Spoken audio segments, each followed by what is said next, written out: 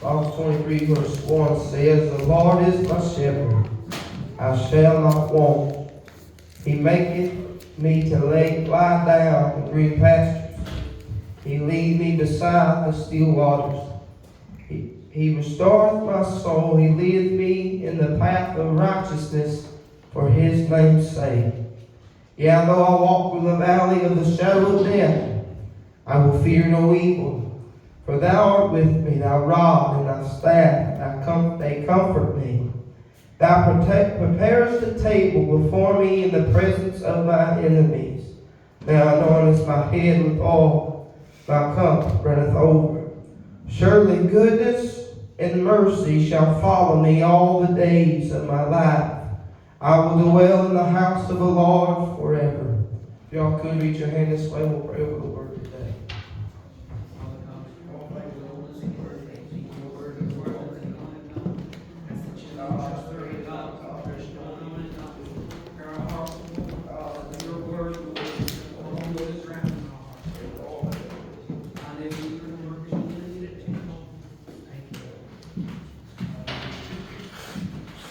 Simple thought I got laying in the bed this morning was I'm going through. All right. We'll notice in the verse of, let me find it real quick. I didn't get to mark all this down. Verse 4 it said, Yea, though I walk through the valley of the shadow of death, I will fear no evil, for thou art with me. Thy rod and thy staff, they comfort me. I was thinking, Sister Charlene, that if any man could have really wrote this, it would have been David. I looked it up to see who wrote this psalm. It was the Psalm of David, Sister Jennifer. A boy that's been through the mill from the time he was young to the time he got older in life. For a young boy to be out in a pasture somewhere tending to his father's sheep, and the way they say it, the way I heard a preacher say it one time, have sheep poop up in his toes, and he's out there in the musk and the stink of all them sheep. And Sister Jasmine, as I was thinking about little old David being a young teenage boy, at the time in Israel, the King Saul, I believe it was, he was the king at that time, and Samuel went. God told Samuel to go anoint a boy out of Jesse's house. And Brother Joy, as he went, he said, well, I can't do that, Lord, because Saul will kill me if I do. And Brother Joy, as he went about, Samuel did what God said, went down to Jesse's house and said, go get me all your boys, because I'm going to anoint one of them to be king. And Brother Joy, as he went to grab all the boys, they had the fine-looking young men there, the tough ones, the tall ones, the good-looking ones, and all them other ones, Sister Rachel. But there were some of them, and to us it would look like that one of them would have been a fitting king. But God kept saying, no, don't look on the outward side, but I look on the intent of the heart. And then they went through the list of all the sons of Jesse. And Samuel looked and said, ain't there another? There has to be somebody else. I know what God told me to do. And Jesse maybe out of shame said, well, I got a young little ruddy boy out in the field that's tending to my sheep, but he can't be king. And so as he went, Sister Jennifer, they brought old little David in. And he was small in stature. He was a small young boy. But there was something different about David that his brothers did not have. He looked on the intent of the heart. It said David was a man after God's own heart. And I thought, Sister Shirley, so if anybody could have wrote Psalms 23, it had to have been David to write this in a shepherd's view. Well, I've not been a shepherd, but I've wrestled with some goats before, and they things stank. So I can only imagine what sheep smell like. And Sister Charlene, so here in the verse 1 it said, the Lord is my shepherd, I shall not want. He made me to lay down in the green pastures.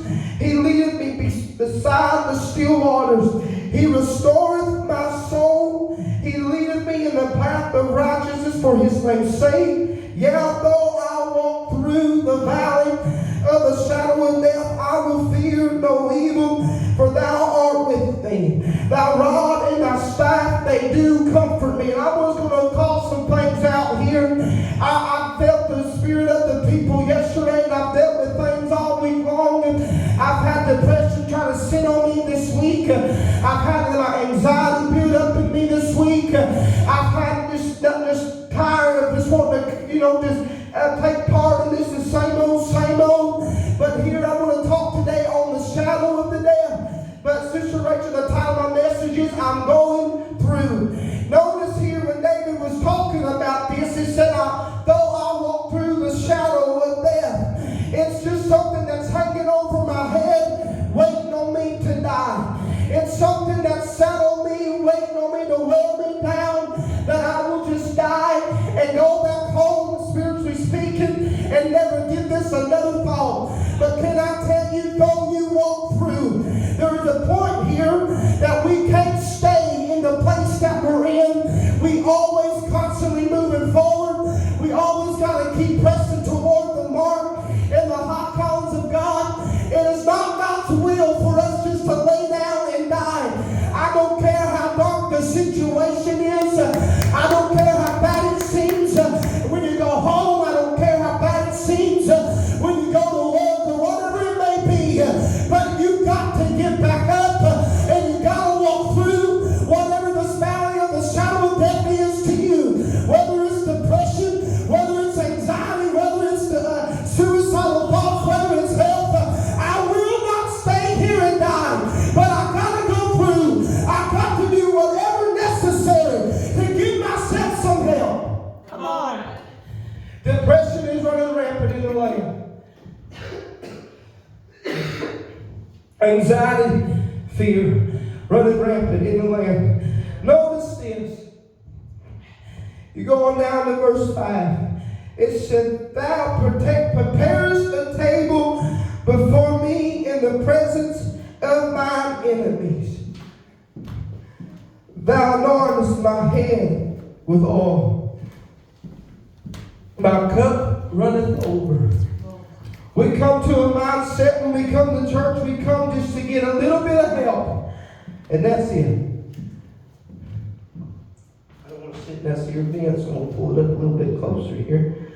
But Sister Charlene, we get in that mindset, we only come in here just to feel some happiness, and then we go back home dealing with still and depression and fear and anxiety. Come on now. Help me more. Come on, man. Verse 5 said, Thou preparest a table and before my enemies. Think of it like this. You got a place at a table, spiritually speaking now. You got your anxiety on this. If I had it my way, I wanted to put a table up here and have little names on people and stuff like that. But I didn't have time to do that. But just imagine a table here spread out in front of me. I got depression on this end.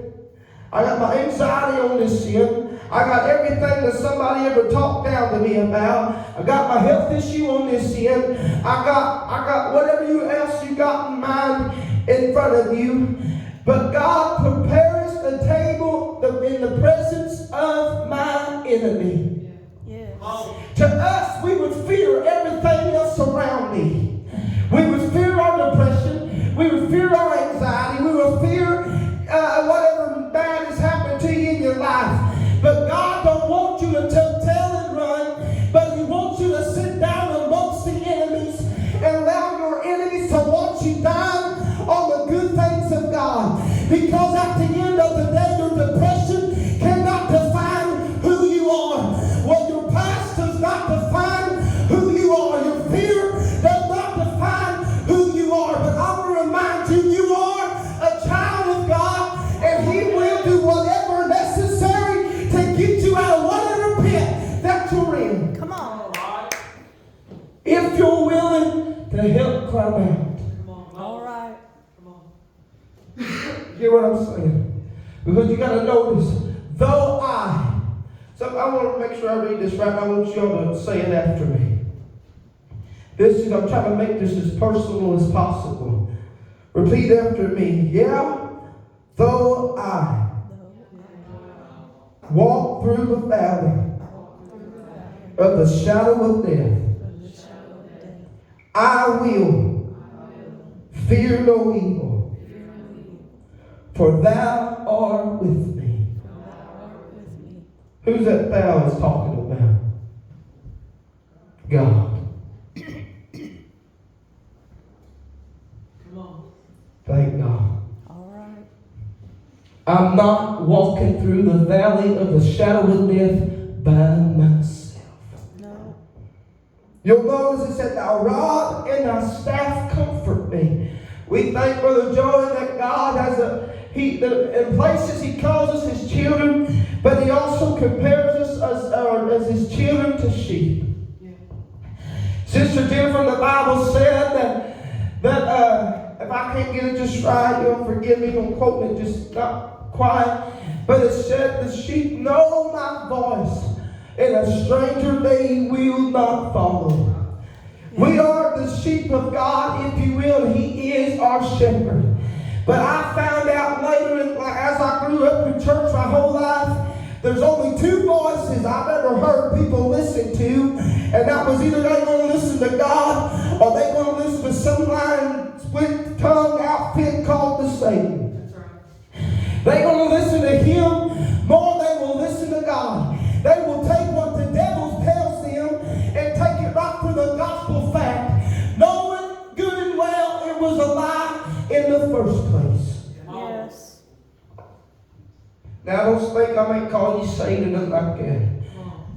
But I thank God that when I got saved, Sister Jennifer, I know the voice of God. Call me schizophrenic, call me crazy, whatever you want to. If I got evaluated, they'd probably say, buddy, you crazy. But I know the voice of God when He speaks. Right. But there's also another voice that I'm a little eerie of. Yeah. There's a voice that does nothing but pull me in the wrong direction. Yeah. And me being a preacher, I have went the wrong way. Then, Brother Joey, but the thing about the enemy, sometimes we give him too much credit, but we also got to understand who we're dealing with. He is a slick fella. Yep. He knows, if he knew how, Sister Jennifer, to turn 1/3 of the angels of heaven against their own Creator, how much smarter is He to turn us away? Something God created only for His glory. But Satan himself, Lucifer, they called him, Brother Joey, to turn 1/3 of the angels against God. Something that was created to cry, holy, holy, holy, and never rest. But here we got the opportunity of free will. We have the choice to worship or not. We have the choice to live or die.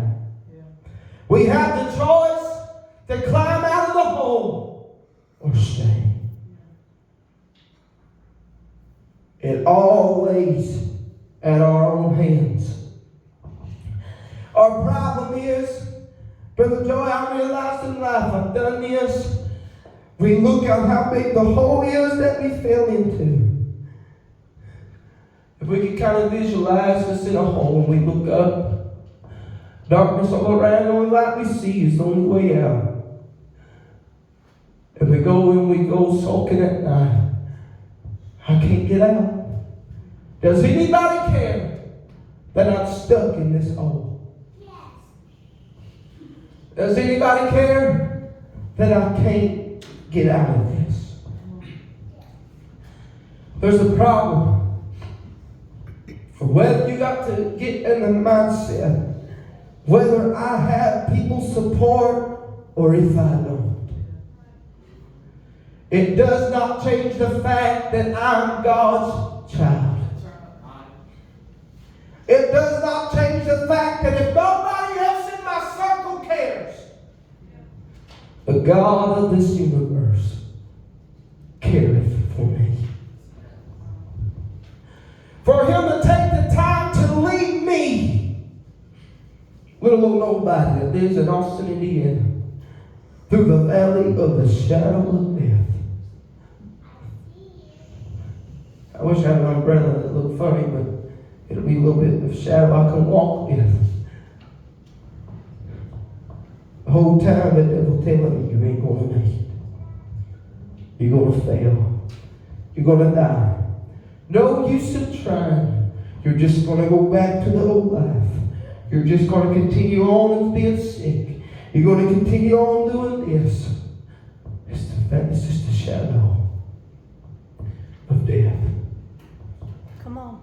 Everything I mentioned at some point, a good saint of God died from, spiritually speaking. And Sister Charlotte, they all died and fell to the wayside.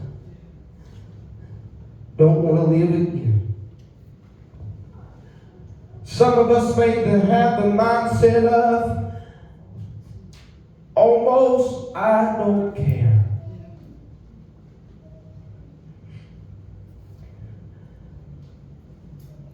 You've put, let me say it like this, you weighed this thing out. You love God and what He has for you. But on the other hand, there's just something about an instant peace that satisfies us all. I feel like talking this way a minute. And you're in the valley of decision. Your arms, you don't see this. I feel heaven's Holy Ghost.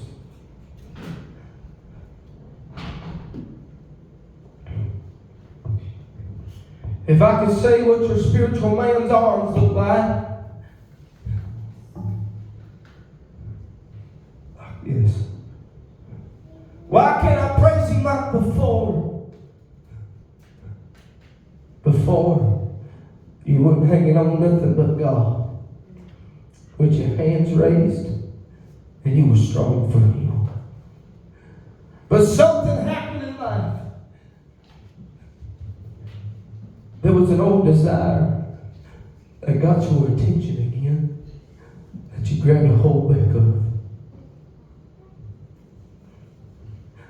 Can I tell you today, the world runs after a fake peace.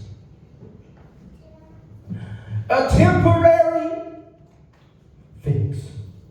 A temporary problem solved. A temporary feel good. Help Him, Lord. You try to find comfort in things Come on. you have no business finding comfort in. I'm going to be right, real, and honest. Relationships cannot fill the void of holiness. Relationships cannot fill the void of unhappiness. Because at the end of the day, that relationship at some point going to lead to unhappiness. Whether it's for friends, whether it's husband and wife, or whatever, boyfriend, girlfriend, whatever it is. But there's only one real happiness you'll ever experience. It's God. Me and Sister Jennifer were talking a little bit yesterday about the world, how they run to, the influence of the world, drugs and alcohol and stuff like that. And Sister Jennifer, when I told you, I was saying that they run for a quick fix. And I told her, I call that a fake peace. Why do I call it a fake peace? Because after the high and a drunk wears off, they run back to more. Yeah. But what about the saint of God? The saint ones that are too afraid to go back to a world and battle.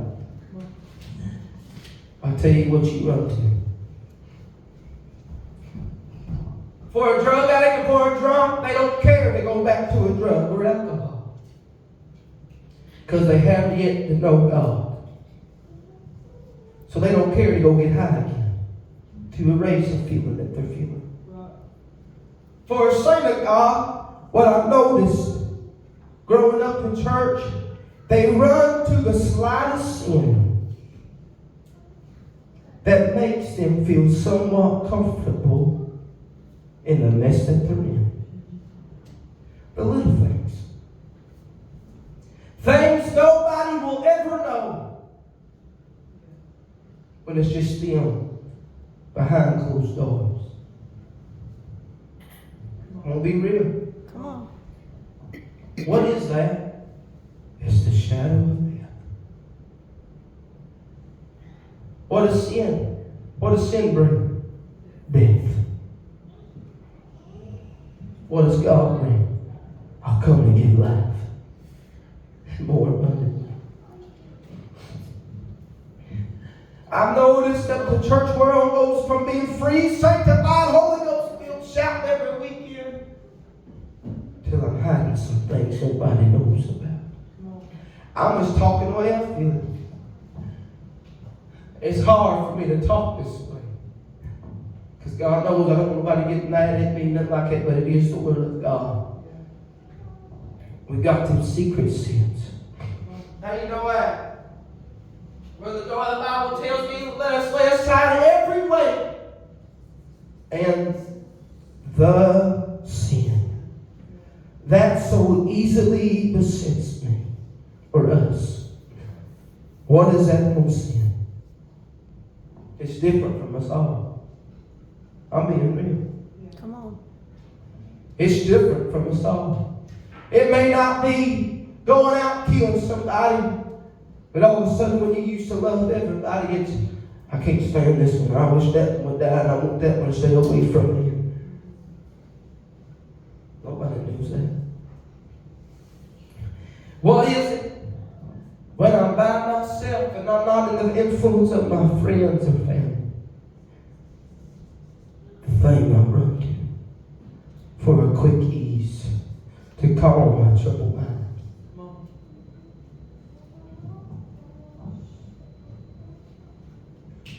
Help me, God. God dealt with me. I asked God. I was laying in bed, Sister Hobanna. Laying there, my mind racing and going on and thinking what I can do and thinking things I can fix and the things. Ironically, Sister Jennifer, after I was talking to you, I went home wondering, what can I fix? What can I do? It's just human nature. You want to try your best to fix everything. I have not really family problems, but wondering how I can help my family in certain ways, and wondering how I can help the church in certain ways, wondering how I can do better, and wondering human nature. It's human nature to want peace, to want love, to want joy. So us being humans, we want to find it in the quickest way possible. Hope I'm making sense. Hope I'm not just meddling you all get wore out. Come on. But right now, it seems like this little building's been attacked with the shadow of death.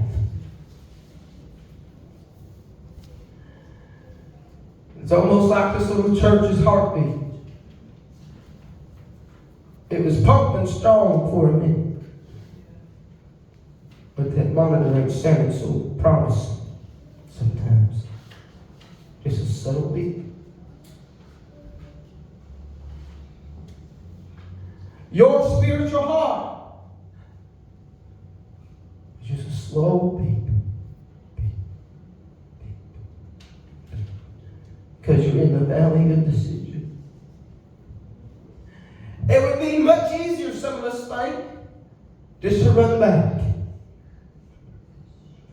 But because we don't want to be ashamed or show some type of shame to friends or family, we make that hard decision to stay. The devil tells you, God never did nothing for you, no way. Well, I stay. But all the while, we're listening to the wrong voice. Because we go back to the old life of how come he didn't help me sooner than right now? Right. I feel like I'm talking to somebody. Lord, forgive me, man. Your mind's in constant turmoil. Is it worth it or is it not? Is it worth it or is it not? Am I just wasting my time? Because over here I get instant peace. But let me ask you something. What happens when that instant peace, fake peace, wears off? Your mind's back to, I need it again. I gotta go get it again. I can't take this no more. So you run back to it again for another moment of fake peace. What is that? It's the shadow of death. Because eventually, whatever that is that you keep running back to, whatever that secret thing is, notice that I said secret. It's something you've never talked about. It's something you won't talk about. That keeps pulling your attention.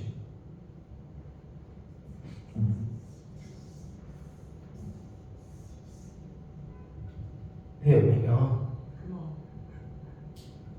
But it ain't doing nothing but pulling you down to death. Not the shadow of it. You're done in there. But it's trying its best to hold you there to just to die.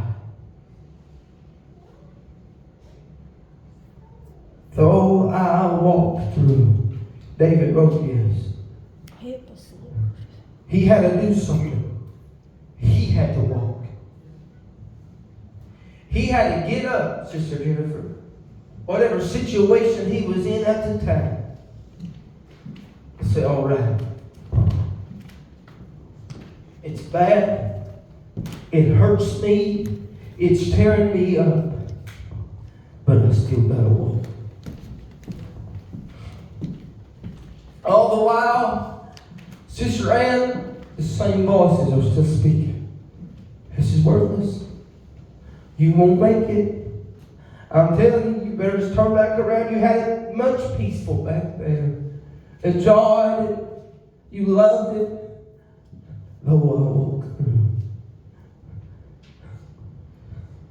I don't know how long it takes to walk through a valley. It may be quicker for some. But if you're walking through something, you know there's an opening somewhere. Yeah. You know there's got to be an end somewhere that the sunshine shines again. Yeah, it will. You know there is an end to this at some point. It ain't gonna last forever. No. It doesn't have to last forever. Why'd you say it like that? It's up to us. Yeah. It's up to us whether or not we want it bad enough or not. What do you mean? If I lay down and die when I had the option to fight, what good would it do for me to lay down my weapons? Just to die? You guarantee one thing, Sister Jennifer. If I had an intruder go into my house where my wife and my baby's going to sleep, or my baby now sleeps and my boy when he gets here sleeps, and I let some man or a few of them come in my house and I do not fight, what good of it was I as a husband and a father to my family? I think of it like that. But here, even some of you all, Sister Jennifer, you wouldn't let somebody kick down your door and rob your house if you was home without a fight. Sister Charlene, you wouldn't let somebody break in your house Start taking your stuff and walking out with it without a fight. Because you got Bubby at the house. You got Uncle the girl still staying there. You're going to do whatever necessary to fight for what you got. It's human nature. That's why the devil got your arms so tied up. You can't fight tied up. But I know somebody that can loose them arms again. Give you a second wind. Yes. To where depression don't seem as bad anymore. Suicidal thoughts don't seem like the only promise you got left. Come on. Why? The Lord is my shepherd. I shall not want. I don't have to want for nothing. If I need joy, He God's joy. Yeah. If I need peace, He God's peace. If I need love, He God's love. Yeah. He God's everything I got need. I feel like I bored y'all. I didn't think it was going to be a hack and spitting message. I ain't about that all the time.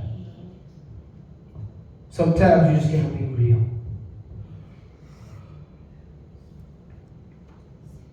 I'm going through. For me, I can only speak on my behalf. Turning back is the option. Whether it was family problems that almost turned me back. Whether it was the lack of a want to that almost turned me back. I realize now, if I was to turn back for people, I didn't love God in the first place. If I let relationships or situations determine my relationship with God, how much did I really love Him? But then you ask yourself, was I in this full-heartedly? Or was it just a quick feeling of happiness?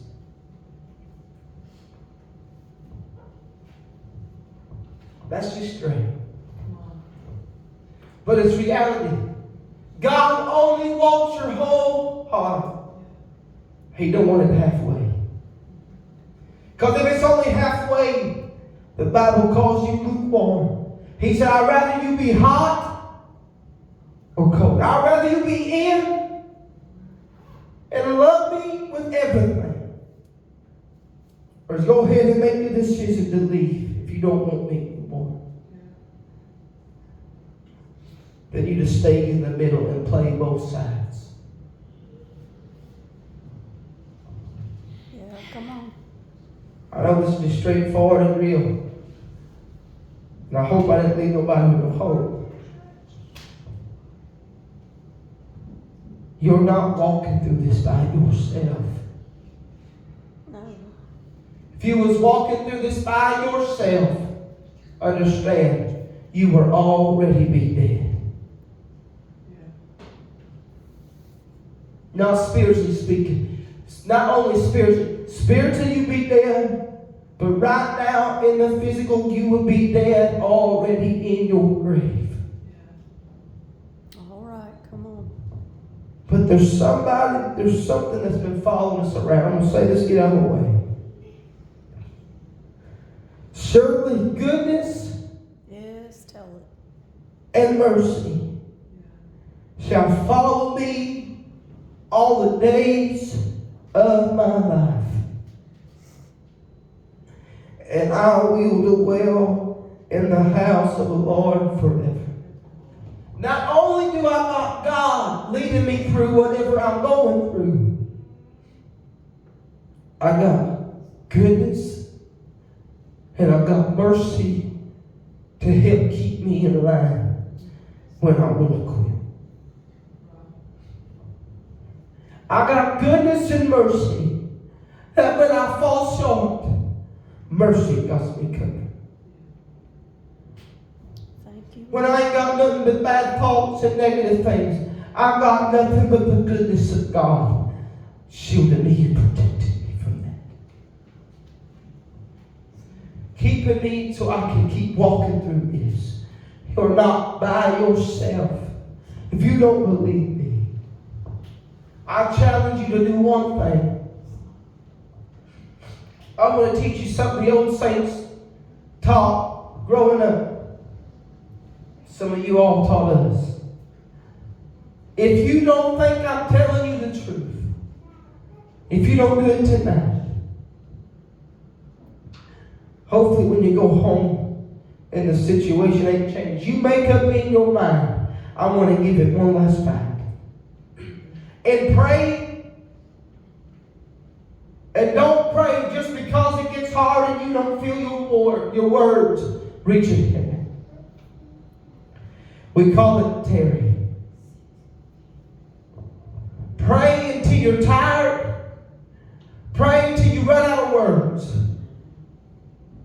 Until you can't say nothing but Jesus, Jesus, Jesus. Jesus, Jesus, Jesus. And I promise you, watch Him show up. Yes. Because you've been faithful. I feel like there's been things in your life you've been faithful in from some point. I don't know what point it was that the shadow showed up in your life.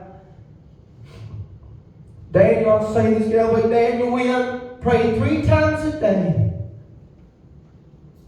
until the king made a decree that there won't be no other worshiping of gods but their God. Daniel, being a faithful man, he still prayed to his God 3 times a day in the window. They seen that. And they wanted to get him in trouble. Ran to the king and said, King, Daniel's still praying to his God. We ought to deal with him. So the king made a decree, put Daniel in a lion's den. He was in a dark place.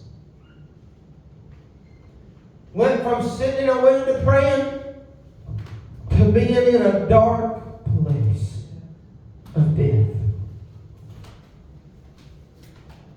But there was something about this, Sister Jennifer, all because of Daniel's faithfulness. God sent an angel to shut the lion's mouth that he used for a pillar that night. The king came because him and Daniel were friends. He came, Sister Jennifer, he said, Daniel, did thou God deliver you out? And out of that dark place, you know what Daniel said, Sister Jennifer? He said, O king, live forever. Because my God delivered me out of the mouth of the lion. Yes. Some of you lived in fear for weeks now. A constant roar of the devil. But if God will deliver Daniel out of a literal lion's den, how much more will He deliver me out of my own lion's den in my mind? How much more will He deliver me out of my depression? How much more will He deliver me out of my anxiety and all my fear? Come on. How much more will He deliver me out of my suicidal thoughts? I feel God in this. If He'll take little situations, the Hebrew boys being burnt up, they didn't get burnt up, but thrown in a fiery furnace to be burned up. But then one of them looked, how many men did we throw in here? And we threw in 3. He said, why do I see 4? Loose and walking around. Something that should have caused them to die. Something that should have caused their end. But somebody showed up on the scene. This dark pit that you're in is not your end. This dark depression is not your end. No, come on. Your old way of life is not your end. Your suicidal thoughts is not your end. If God situations and get them out of them, how much more will He calm a troubled mind? You know what I think He has to do? We get to, I'm going to be real. We see this thing on Facebook floating around sometime of Jesus being beat up and scarred up and cut up, of moving all these demons out of the way to shield somebody. That's a lie. Jesus ain't getting beat up on and kicked on and punched in the face and got scars all over Him to shield you from a devil. No. You know what He does? Leave Him alone. You know what devils do, Sister Jasmine? They leave you alone. Yeah. He speaks the words. Yeah. Devils have to listen. They have no option but to listen. Yeah. So if God got all authority like He does, and we're His children, He gave us the same power, realize. Knowing how to exercise it is the key. Yeah. When you stand up and you take charge, I will not be depressed. Watch your situation change. Yes, it will. I will not be bound. Watch the shackles fall off. All right. Because anything we bind here on earth, He binds it in heaven. Yes. Depression, you're bound. God writes a decree, checks off on it, Brother Joy, and says, depression, you're bound. Suicidal thoughts, you're done. Suicidal thoughts, you gotta leave her alone. You gotta leave him alone. It's just like that. Whatever I'm getting, whatever my battle is, I'm done fighting it. The battle's been won. There ain't no more fighting.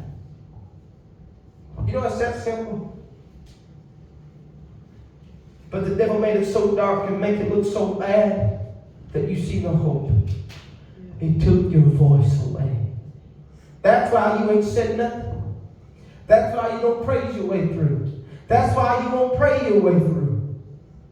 He's taking your voice. Stand up and say enough's enough. I'm going to get out of the way. I feel like I ran on and probably killed everybody out bored and everyone go home and go sleep.